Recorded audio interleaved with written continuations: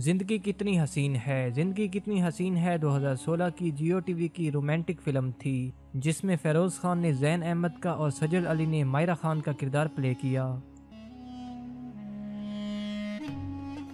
चुप रहो 2014 का एयरवे डिजिटल का रोमांटिक थ्रिलर ड्रामा सीरियल था, जिसमें फेरोज खान ने आजर और सजल अली ने रामीन का किरदार प्ले किया। इस ड्रामा सीरियल की कुल किस्तें 28 हैं। गुले राना 2015 का हम टीवी का रोमांटिक सनसनीखेज ड्रामा सीरियल था, जिसमें फेरोज खान ने अदील का और सजल अली ने गुले राना का किरदार प्ले किया। इस ड्रामा सीरियल की कुल एपिसोड 21 हैं।